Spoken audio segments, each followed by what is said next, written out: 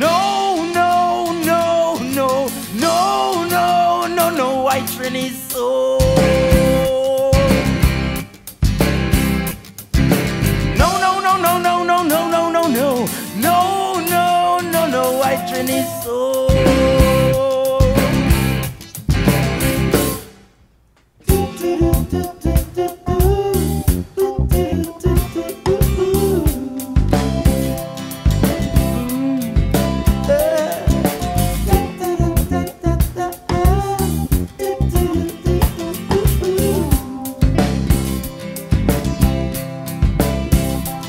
Yes, they want it, but like they want it all, and like they need it, but like they need it all. And now we have it. Oh, look, we have it all. Of all the things we can do,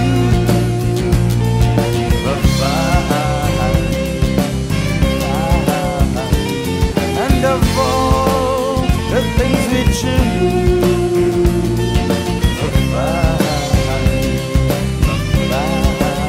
crack, pitbull and gun, hey, some very strange people. They put me on the run.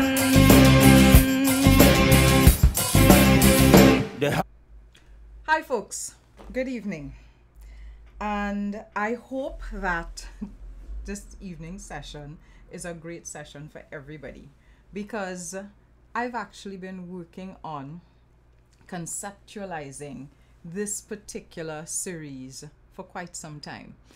It's a series that I've been thinking about doing for a while, wanting to talk about crime here, wanting to talk about the history, the underpinnings of crime, especially organized crime here, for one reason or the other. And the ways in which what we think of all the time as new is not necessarily new. The way in which every single time something happens here, criminally, we think it's the first time ever it's happening here. And you all know me. I like to remind you all that we have a history here. We have a long history here, right? We think that because we're 60 years old, things have only been happening here for the last 60 years. Well, 59 going on 60, we'll be 60 next year. But we have a much longer history than 60 years. We have a much longer history than 100 years. We have a much longer history than 500 years. But we only really get taught about, you know, a very small slice of it. So let me pause for a second from my spiel and say hello to some people. So hi, good evening to Jennifer Nathan. I see Jennifer saying share the live, and Jennifer always kicks yes. Good evening to Hyacinth Lewis. Hi Hyacinth, Miss Barrett and all the Rhodarians. I like to think of you all as citizens of Afghanistan or New Source family. So good evening to all of you, and thank you so much for showing up. Now let me show you what sparked off this this idea for me. So this book, I started reading this book last year, bits of it, not all of it. So I started reading it and I was like, whoa, this book is fascinating, because it's the murders of Boysie Singh, and the person that wrote it is Derek Bickerton. Now Derek Bickerton is, I think, English, would have written this years ago, and it was republished. So in the republishing process, new details came to light. A gentleman who taught me at the University of the West Indies, Professor Kenneth Ramchan, did a foreword on it, and it got me thinking, because there is a lot that I don't know. I mean, I'll be the first person to admit to that, but there's a ton of things I don't know. So when I started reading the book, I was like, okay, all right, I don't know all of these names, I don't know these persons, but that's because I was born the time that I was born in. I was born, you know, late 70s. So there were a number of things from previous eras, sorry, that I just didn't hear about. So I started asking questions, and in the course of asking questions, persons who are, you know, a little bit more senior than I am, persons in their 60s, persons in their 70s, started to tell me things. And then I asked my researcher, my very trusty researcher, to dig up some information for me, and she dug up information for me. And so this evening I am here to tell you all about the Ballad of Boysie Singh. But of course, I don't just want to tell all you about Boysie Singh for the sake of telling you all a story. I want to tell you all about Boysie Singh so that it helps you to see that what is going on here, what is going on today, as in today, the 14th of November, 2021, there is really nothing terribly new that is taking place. And we have a pattern of how criminals rise up here, have influence here, shape the landscape here, and then just as quickly just disappear, and then the vacuum gets filled by another person. And Boysie Singh would have had his reign of terror from 1947 to 1956-57 thereabouts. So it was a 10-year reign of terror. I'm seeing Clitha Innes Elliott saying the Pulu brothers. Now Clitha, or is it Cletha? Cletha, the first time I hear about the Pulu brothers was about 2 months ago. The very first time. The very first time.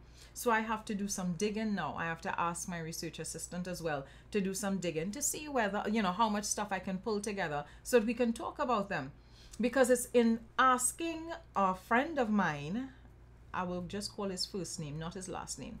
So I was talking to my friend Vishnu, and Vishnu is there saying to me, what do you mean you don't know about Boysie Singh? And he's like, Boysie Singh and the Pulu brothers. I'm like, the Pulu brothers? Who are those? Who are they? I don't know these names. So let me tell you something. You see these, when you start hearing these stories, you realize Trinidad was a real Wild Wild West town, you know, like a real frontier town, real wild man behavior. There could be a whole movie built, a whole movie made. We are a Netflix series in the making. The day they make Trinidad and Tobago into a Netflix series, I will be there for every single last season. I mean, we know that the season's going to be endless, but we are a total Netflix series. So, after checking out that book by Derek Bickerton, there's this book I also went and looked at called Serial Killing for Profit, right? And the interesting thing about this book, let me tell you what's the interesting thing about this book. That writer is looking at a series of serial killers and basically looking at a particular pattern of activity. He's looking at the serial killers. What's his name? Dirk Gibson. Dirk Gibson is looking at the stories of all of these persons, and it's not just people from Trinidad. Boysie Singh is a person from Trinidad who makes it into a chapter in the book because of the number of murders that were associated with him.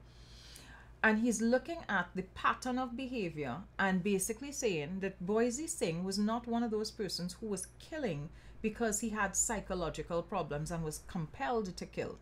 His theory, his thesis, is that Boysie Singh was killing because crime was an industry for him. Crime was a job for him.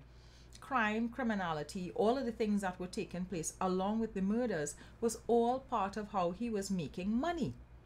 And so that's the position from which I want to take a look at the series that we're going to be looking at. And I want to say thanks to Gary Hector from the band Joint Pop. When I started thinking about doing this, I was like, what kind of music do I want to use for this? Because I wasn't sure that I really wanted to use any old soca tune for this.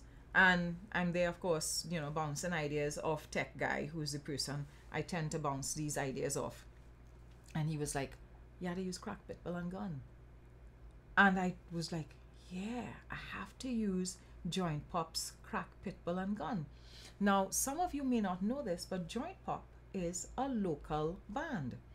And it's a local band that does an interesting mix of music. A little bit of calypso and plenty rock, right? And there's that fusion. And I've been listening to Joint Pop since the 90s. They are easily in my top 3 bands ever, like of all time. Like if there's ever any band to listen to, that's one of the bands that I want to listen to. So I had a lot of their albums on CD, but I no longer have a CD player. So I needed to find a digital version of the song and couldn't find a digital version of the song. Didn't have a CD player home here, but I eventually found a version of the song that I had saved on a drive somewhere. And I reached out to the lead singer, Gary Hector, and he said, fine, sure, you have my blessings, you can go ahead and use it. So I'm using that song, Crack, Pitbull and Gun, as a theme for this series. And I'm using it as the theme for this series because it's linked to that repeat behavior we have, where we have the world of positive things here, but we still end up doing some of the most negative things ever. So let me get into it. I'm seeing people putting up stuff here already about Dalip Singh's wife, Esther Tate Alexander. She's saying here that she thinks his wife's name was Inga. That's not Boysie Singh's wife. That would be a gentleman by the name of Dalip Singh, and Dalip Singh is alleged to have murdered his wife, chopped up her body, put it in a crocus bag, and dumped the body parts in the Godino River in San Fernando. It is that kind of excitement that took place here in Trinidad and Tobago in the 1950s. And I want all to understand, I will be talking about the 1940s and 1950s tonight, before independence. So this is pre-independence Trinidad and Tobago. So this is the kind of wildness and criminality we had taking place here long before we were an independent nation. Right? So let's get into it. Let's jump into it, folks. So the Ballad of Boysie Singh. Boysie Singh was a fisherman. That's how he first launched life, right? But he was also a gangster, a gambler, a pirate, a killer. And what most people know him for is his background as a pirate, right?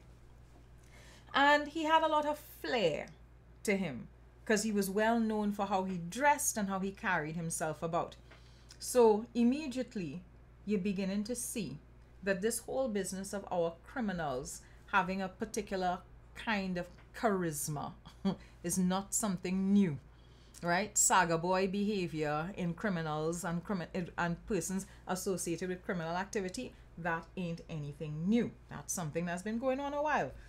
So from 1947 to 1956, he terrorized the waters of the Gulf of Paria. Now, I learned something pretty interesting when I was doing the research for this. I called up a friend of mine who is not that old, but he certainly knows a lot, is aware of a lot of things. And I didn't know that for, well before independence, long before 1962, for quite some time, we have been trafficking Trinidadians across the Gulf of Paria into Venezuela. So I'm there asking, well, why are Trinidadians going over to Venezuela? And what was the point of Trinidadians going over to Venezuela during that time, the 1930s and the 1940s? Only to be told this. When Trinidadians got in trouble here, for any reason whatsoever, they would arrange to have boatmen here, fishermen here, take them across to the mainland, places like Tucupita, where they would just chill, lay low, stay under the radar to avoid law enforcement from catching them. So it's been forever that running over to Venezuela, running over to the main, has been our go-to position to avoid laws and to avoid jail. Another thing that was taking place too was a lot of smuggling and contraband trade back and forth. So the movement of goods from here that we were able to acquire easily here over into Venezuela, and of course the movement of goods from Venezuela that they were able to easily acquire because of their economic wealth from oil back over into Trinidad. So you're there. I'm listening to these stories, listening to people who are old enough to remember stories from back then, basically describe things that sound like Trinidad today in 2021. So I'm hearing it and I'm like, wait. You telling me that since the 1920s, 1930s, 1940s, this trade back and forth? And he was like, no, Rhoda, I'm telling you that this has been going on for centuries. The movement of people back and forth between Venezuela and Trinidad and Tobago, and the movement of goods and services back and forth between Trinidad and Tobago. So trafficking in humans and trafficking in goods and piracy between Trinidad and Tobago has been going on for a while, right? So let's get back into it. So for a decade, 1947 to 1956, you would have had Boysie Singh basically running all the racket in the Gulf of Paria, right? The words that I use is that he terrorized the waters that were between Venezuela and Trinidad and Tobago. And I'm seeing a comment here just now. Let me flip this back and add this comment to. So Nigel Clement is saying that, since the 1800s, all of this racket running. And he's saying as well, let me add his other comment, that there are reports of a governor in the early 1800s complaining about smuggling. And what he's saying there is entirely true. I've seen those things recorded in history books, right? Smuggling from the 1800s.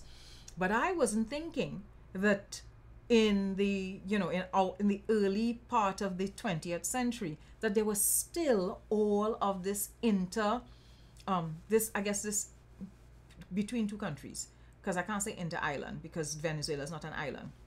I didn't realize that there was still all of this activity taking place between Venezuela and Trinidad. And further to that a Trinidadian was the person who was running the most amount of racket in the Gulf of Paria. I mean, you'd get me to believe that it was a Venezuelan pirate, because I'd be there thinking, Venezuela's a larger country and, more powerful. But to hear that it was a Venezuelan pirate, I mean, it's a Trini pirate that was running the route there in the Gulf of Paria. I was like, okay, all right. So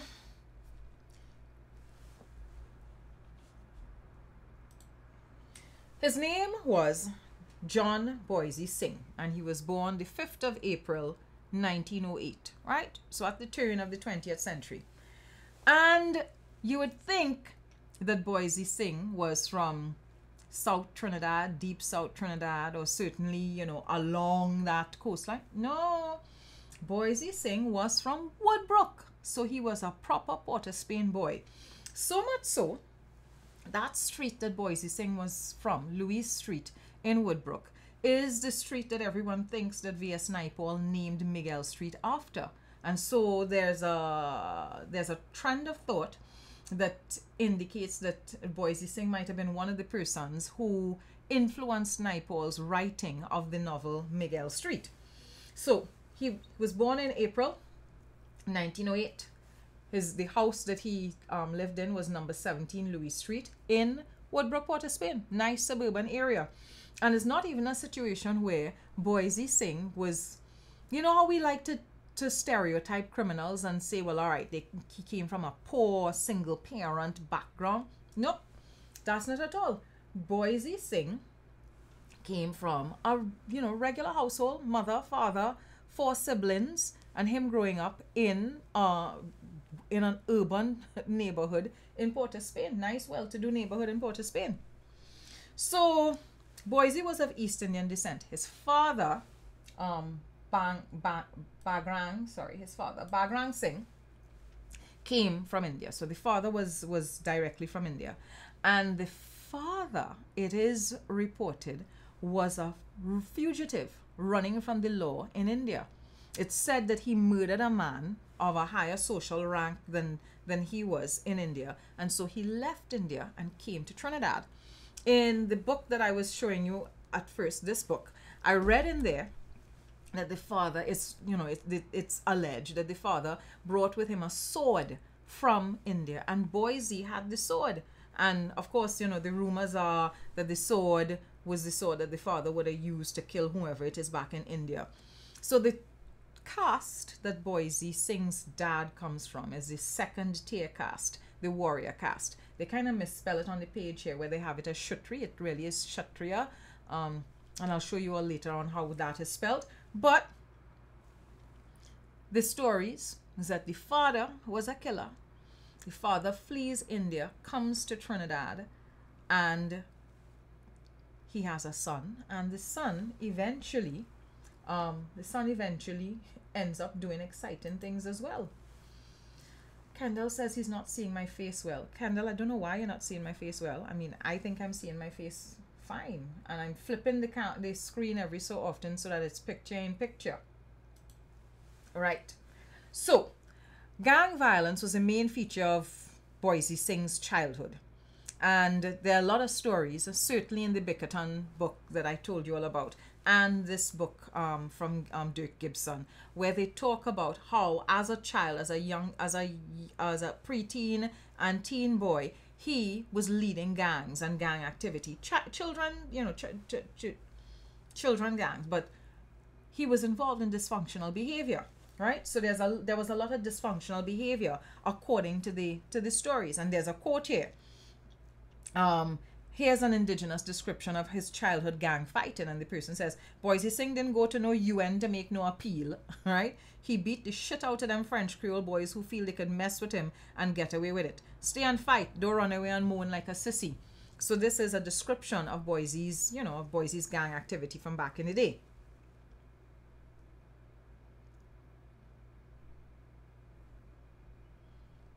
Okay, somebody saying the word live is over my face. That's not what I'm seeing from my camera. Sorry.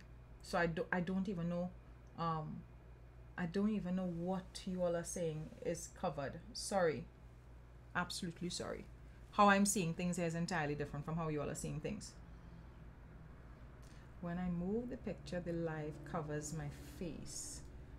Okay, I'm confused, but let me proceed. So, in terms of school and schooling, I see what you mean. So let me shift this down. Is that a little bit better? Good. So, in terms of school, they had him down as going to 2 primary schools, but he doesn't seem to have had a lot of academic, too much of an academic record. One of the things that they point out about Boysie the entire time is that he has, he's well into his wardrobe. So outfits, and when he had the trial later on in the 50s, he was, known for wearing a lot of these sharp suits that are called zoot suits. And he would have an outfit, a full matching outfit. So what we call kit. Full kit for each day of court, a different color. So it was like about 9 or 10 days of trial, and each day of the trial he had a different suit, different outfit, and of course he's described as being very, very, very charismatic, right?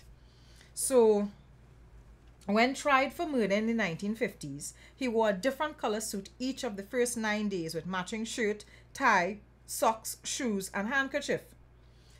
What I also found interesting was that in his 20s, listen to what Boysie Singh wore as his uniform. White shorts and a white merino, right? So that's the thin vest, all right?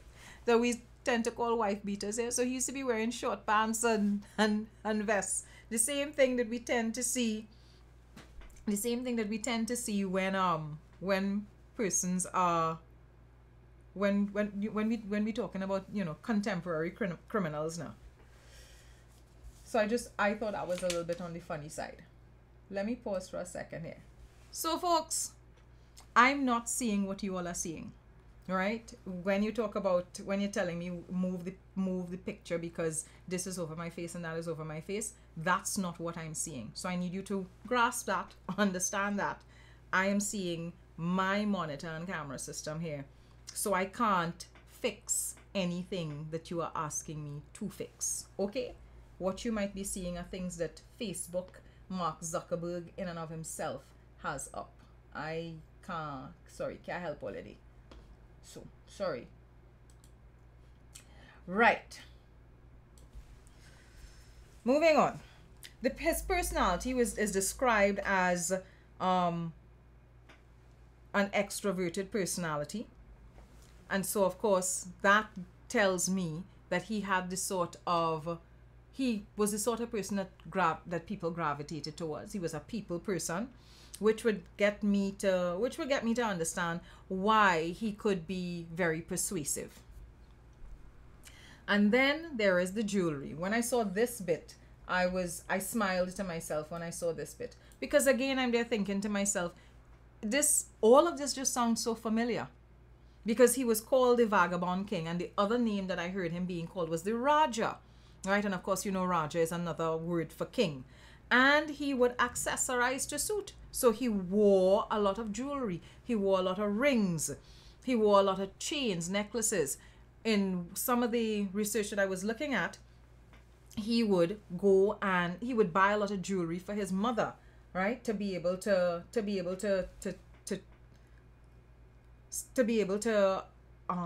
celebrate his mother. Let me just pause for a second. Was that people are on their phones? Okay. Right. So I am going to focus on the content. I really can't accommodate all of the requests for changing up how things are. It's important for me to show you all the content in full screen mode. So he had lots of different girlfriends. He had an Indian girlfriend called Rosie. He eventually met his wife Doris in 1938, and there would I'm trying to remember who he had the child with. He had a girlfriend called Manalala, and with her he had a son. And those persons would have been, you know, the key persons in his life, right? Doris is allegedly the woman that he claims he was ever in love with, that, you know, he was happiest with. So again, you know, all of this information here about his background. So we now have a picture of Boysie Singh. Grew up in Woodbrook, Port of Spain. Father fled a particular life in India, comes to Trinidad. There's nothing in his early story, at least from what any of the biographers that I've read have had to say, that points to Boysie having any sort of weird untoward childhood. Nothing like that is ever indicated. What you do know is he didn't perform very well at school. He had 4 siblings. He had a mother. Not a lot is known about the mother, although there are images in one of the books that show you her having received jewelry from him and that sort of thing. And then him having a couple great loves in his life, having a son. All of the reports are that, you know, the son was the apple of his eye. Him getting into gang behavior from the time he was a child. And there were lots of little things. There was theft, there was kite flying. Now, I did not realize that kite flying back in the 1930s and 1940s was such a huge deal. So kite flying then was not like kite flying now. There'd be these big competitions, and there'd be razors and zwill and all kind of thing to cut kite and mash up kite, and there was betting on kites. And so as a result of that, he got into criminal activity with kites. And then of course there was the gambling, there was also pickpocketing. All of those things were happening. But where Boysie Singh made his reputation was human immigrant smuggling, right? So he would he would offer to take people from Trinidad to Venezuela. And in taking persons from Trinidad to Venezuela, they just wouldn't get to Venezuela. They would disappear in the Gulf of Paria. And there are all kinds of stories about it. So let me switch this up again. And, apologies to persons who can't see me properly. But so Singh pretended to offer safe travel into Venezuela for those seeking illegal access to that country. Instead, once he lulled his passengers into a false sense of security, they were killed and tossed overboard. So here's what I'm trying to figure out. Because based on all of the things that I was reading in the last couple of weeks, you have all of these persons who would go to Boysie Singh, pay Boysie Singh to take them across to the main, and they would just disappear.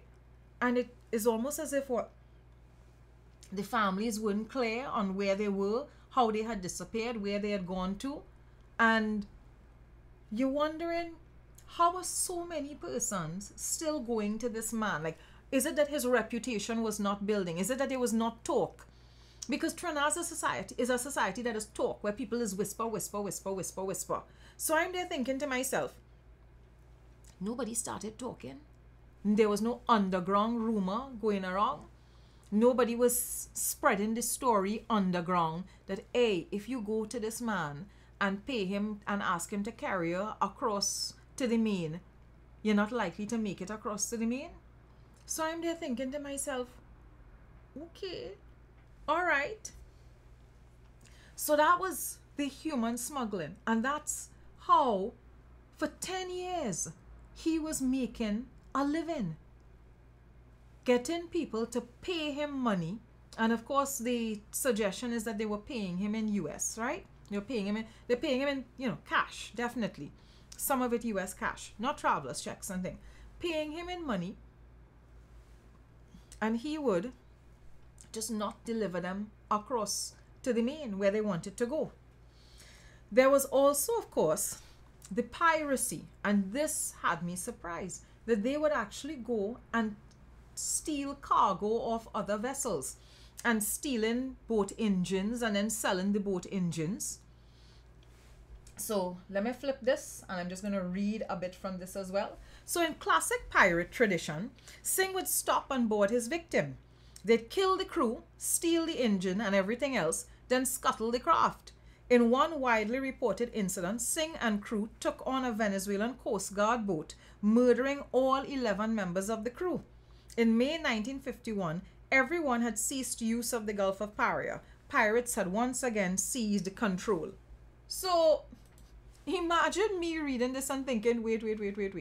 We had a person here who was so badass. He was taking on Venezuelan Coast Guard vessels and killing the crew, stealing the engine off the vessel and scuttling the boat. I did not know all of this was taking place. So now we move to the murders. So it's not clear how many persons Boysie Singh murdered. According to, there are a range. Some people are saying as many as 400, 500 persons were murdered by Boysie Singh. And then some persons are saying maybe about 70 persons were murdered by Boysie Singh. But he was eventually caught just for a handful of murders, and he was convicted just on the basis of one murder. And the interesting thing about that one murder is there was no corpse, but we're going to get to that. So there's a lack of consensus on the number of murder victims that he actually racked up, right? And so there's all of the talk about boatloads of people being robbed and killed, right? And that's a pervasive story throughout. Like as you're going through the research, all of the researchers are saying, all of the newspaper articles you're finding, giving you stories about boatloads of people being killed, boatloads of people, and different ways, right? There's talk of him making people put their foot in cement, in a bucket of cement, and letting the cement set, and then throwing them off the boat. Also talk of him having a dead donkey on a boat, chopping up the donkey, throwing it into the water so that sharks would come, and then killing people and throwing them off the boat for sharks to come and get them. All of this between 1946 to 1957. So it's a lot of, it's like serial criminal activity and serial murder activity based on the stories that are there in the public domain. And I'm reading the story and I'm thinking to myself, okay, when the police going to jump in? Like, when am I going to hear about the police getting involved here?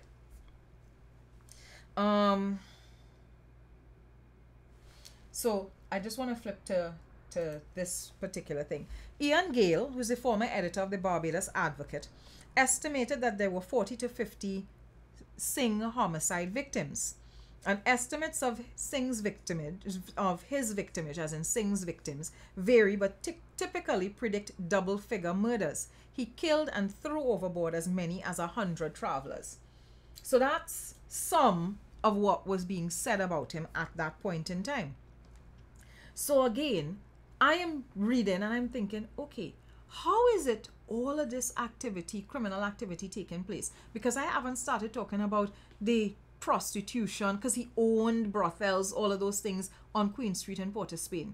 So where the police? Because at this point in time, the police is not the police of the contemporary police of today. The police then would be the beat officers would have been police officers from other parts of the Caribbean, right? Like Bajan persons making up the lower order officers. And then further up, the detectives and the persons who in the executive would be British colonials. And you know how we like to think that, white people does police better and white people better into investigation and white people more focused on running and having things done in an orderly fashion. So you're looking on and you're thinking to yourself, what was going on with the colonial authorities at that point in time? That this person from Woodbrook was running all of this criminal activity in downtown Port of Spain and in the Gulf of Paria, and very little seemed to be being done about it. Of course, there are rumors, again, in the stories that you're going through, that imply that Boysie Singh was also an informant to the police. So again, lots of little things that have you thinking, well, why does it sounding like a 21st century police story? So where you have a criminal running a whole organized crime gang and police turning a blind eye to what the person doing, especially since the person might be functioning as an informant to the police. So you're looking on it like, okay, this happening since then, a good 70, 80 years ago this taking place. So there you go, right? I see Helen Denise Joseph said they needed Gary. Why all this so? Why are you all so? But Ali Bob is asking a very good question here. She's asking, who is Boysie informing on? And you're right, Ali.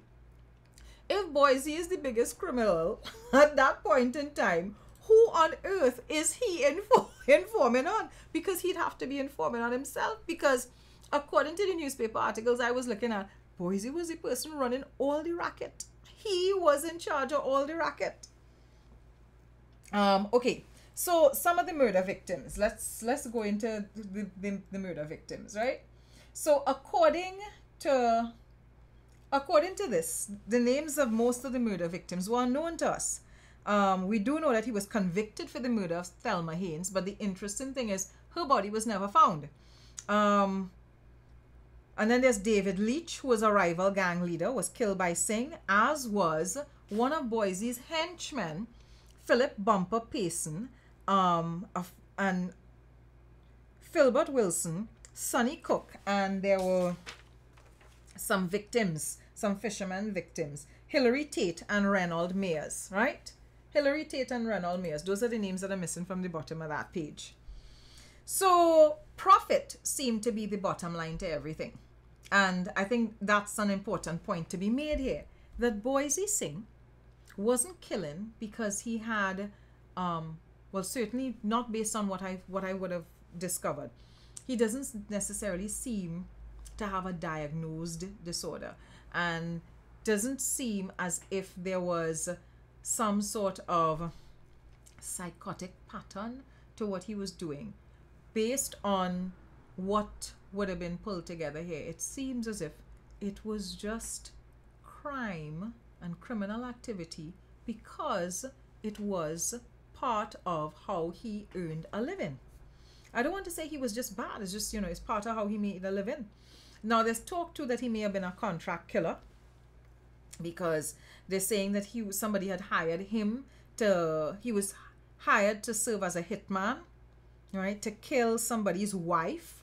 And here's the interesting, it's Boland Ramkisoon. So a gentleman by the name of Boland Ramkisoon, who was a lifeguard and associate of Singh, asked Singh to kill his wife Dorothy for $160. Let me put this bit up on the screen for you to see.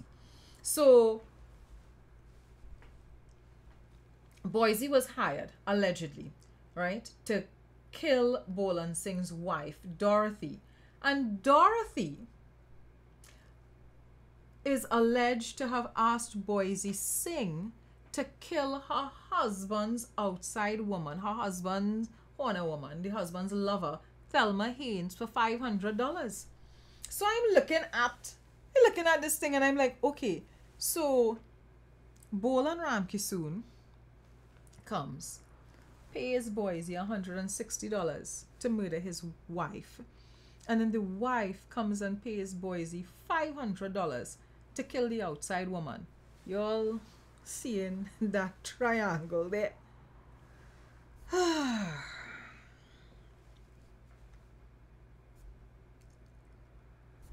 Where do I want to go to? So I want to talk a little bit about the human smuggling murders. And there are a couple stories that I would have stumbled upon, right? But let me go to this one first. So Anne Hilton, who used to write for the Newsday, she did a really interesting piece on Boysie Singh. And this is some of what Anne Hilton had to say.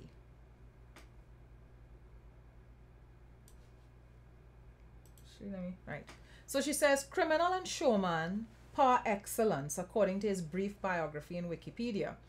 The Boysie Singh was held in awe and dread by most of the population of Trinidad, and was frequently seen strolling grandly about Port of Spain in the early 1950s, wearing bright, stylish clothes. And parents, of course, used to threaten their children that if they didn't behave, Boysie Singh would come and get them. And she says, Boysie seemed to be a charmed life, thumbing his nose at the police and anyone else who tried to call a halt to his career of crime. But it couldn't last forever. Sooner or later, the police collected enough evidence to arrest him, but the jury failed to agree, and the case was dismissed. So I thought that was interesting, that here you had a situation where this person was unknown, or certainly, in common ways, felt unknown to be a criminal, so known to the police. There are all kinds of stories that were abounding, but again, not enough evidence, which points to an issue of crime detection, evidence gathering from as far back as then. Because if there is all of this evidence, if there is all of this criminal activity, taking place, so you have people disappearing, and these people would have left their homes with possessions, because eventually that's how the case against Boysie Singh gets built. People have possessions that they're taking with them across the sea. He would have decided to kill them for those possessions, and it is when they were able to match the possessions to persons, that's when the police was able to build a case. But it took a really long time before they started to establish a case against this man. So let me go back to this. So once again, the police collected evidence, and there was a floating corpse of his homosexual henchman, Bumper. Boysie was arrested and brought to trial. He was convicted for the murder of Bumper, but he was released. and he turned to the Lord after that. All right. After he was convicted and he appealed, he then became a preacher for a short span of time. And, well, that didn't last too long. He reverted to a life of crime. So, how did he kill so many people for so long without getting caught? Father de Vertai, former historian and priest, because I believe that he has passed by now. I think he has passed on by now, had this to say. He said, Boysie was helping people who wanted to immigrate to Venezuela without troubling the immigration authorities. So what that then tells you is that he was dealing with people who for their own selves had a criminal past. And so that's why they were keeping their activities a secret. So they were paying their passage, packing up their valuables, their jewelry and cold hard cash, and they were not advertising what they were going to do. And so without telling people where they were going and why they were going where they were going, they would get onto these boats. And so they would jump on, they would apparently get on at the leper asylum jetty at Cocorite. So around our Peaks area there, right, they would jump on the jetty there, go to the jetty there and get onto Boysie's boat. And when he reached out into the Gulf, he doing away with their bodies.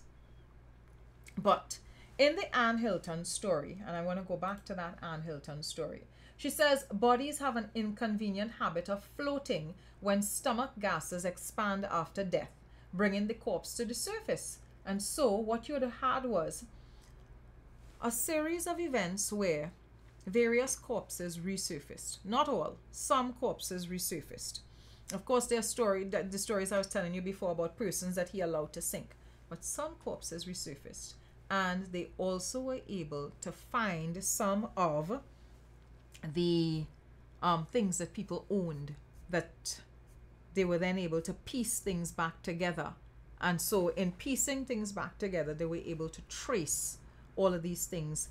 They were able to trace people's possessions and boat engines and stuff in Boysie's possession back to the original owners. And of course, those owners were missing. And so eventually, on the basis of that, I think, what's the guy's name, boy? Slater was the name of the detective. I think it was Detective Slater. Yes, Detective Slater, I think, was the person who pulled together the case. And that's how Boysie went to jail and was eventually convicted, and he was hung. So he would have been hung in around 1956, somewhere thereabouts. And then a year later, Dr. Dalip Singh would have faced the hangman as well. And Dr. Dalip Singh, there's a story that I have about Dr. Dalip Singh. Dalip Singh, and this is a story, let me show you who was. John Spence wrote this column in the Express. And so back in 2009, he wrote this story. He wrote this column, rather. And in the column, he was mentioning Surendranath Kapildeo. Where, how I reach quietly, boy, just now. Give me a second. I don't understand why the image jumped.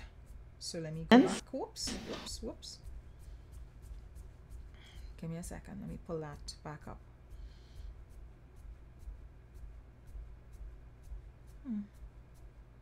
Right, there we go. Right. So John Spence, he used to be I think he was an independent senator here too at a point in time. Yeah. So Senator John Spence had a column in the Express. Oh, Father de Vertai is still alive? Okay, I don't know why I thought Father de Vertai had passed, but thanks for clearing that up for me, that he's still alive and giving Mass at Living Water Society. I was not trying to kill off Father de Vertai. I just thought that he had probably passed by now. So sorry about that, Father de Vertai. Enough respect. Thanks for all of the history that you've written. So John Spence, who has passed, and former independent senator to the best of my knowledge, was associated with, I think, a friend of Surendranath Kapildeo. Surendranath Kapildev is an uncle of Vidya Naipaul.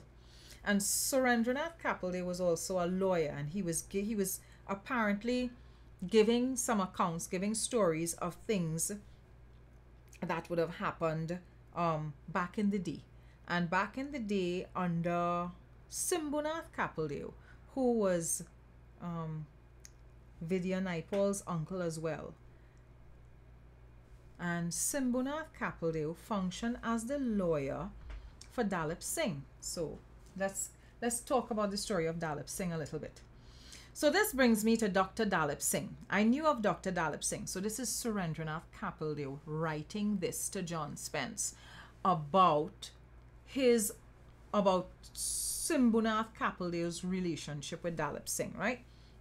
So Dalip Singh was Simbunath's friend and client. And so the editor Keith Smith brought back memories of the original number 17 Louis Street home in a column that he'd written. So he's talking about the house. He says it was a typical Woodbrook house, protected by a concrete and wire fence with a tubular wire gate, which led to concrete steps, about 10 of them going up to the porch. Only it was never referred to as a porch, it was always the gallery. 2 Morris chairs face to face were in the gallery. We were told to stay inside, and Dr. Dalip Singh was to pay a visit to number 17. He was to meet with Simbu. They sat on the Morris chairs facing each other. We peeped through the jalousies listening, but we were more macroing this doctor. You must remember, in those days, a doctor was the nearest thing to a god. Just as the policeman was the ultimate symbol of authority and a teacher was the alternate parent. And he says the 2 of them were short men. The doctor spoke in whispers. Simbu was as usual stentorian. His words remain with me as if they had done so with the good doctor. And if they had done so with the good doctor, he would probably be alive today. He says, Doctor, I am telling you for your own good, if you leave here and go and meet with Slater, you will hang by the morning. Slater is the detective who was working on the case of the death of Dr. Dalip Singh's wife. And her body, as I told you, was found in a crocus bag, chopped up in parts, in the Godineau River. And so, the things that struck me about these stories when I was looking at them is the way in which charismatic behavior, taking crime and criminal activity and organized crime and turning it into a business, as it were. Because that's what was going on with Boysie Singh, really. And it was not just one thing. It was a range of things. So it was almost as if he had set up a business, and the business had lots of different arms and branches, lots of different departments. So you had the pickpocketing department. You had arson, because that was one of the other things he used to do. He used to burn vehicles and to threaten people to pay protection money and that kind of thing. So you had all of these different departments within this general criminal store. And he was the CEO of this general criminal store. And of course, eventually things caught up with him. But as we go through today and the other stories that we're going to be looking at in this series, you're going to see a particular trend developing, with people being very charismatic, people developing rings in a particular way, the way in which the rest of society is actually part and parcel of how criminal activity takes place. And so because the society is benefiting from the criminal activity, they are not actually giving any evidence, because they're the people that would know the most of what is going on. They have the evidence, but they're not passing any of the evidence on. And so the way in which this person has the power to terrorize the community is partly because the community is allowing the person to have the power to terrorize. And I looked at that and I thought to myself, wow, all of this 70, 80 years ago, and it seems as if we could be talking about criminal activity that was taking place today. So I hope you enjoyed chapter 1 of this series that I'm calling Crack, Pitbull and Gun.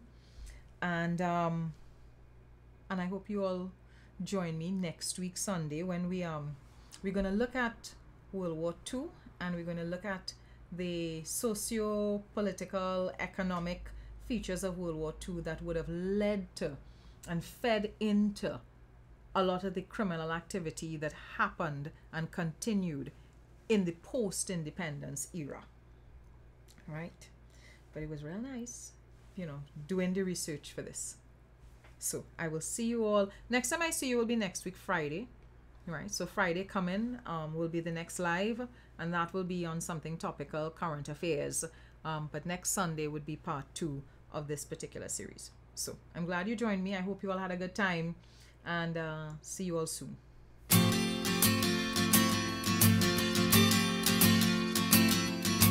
No, white Trini is so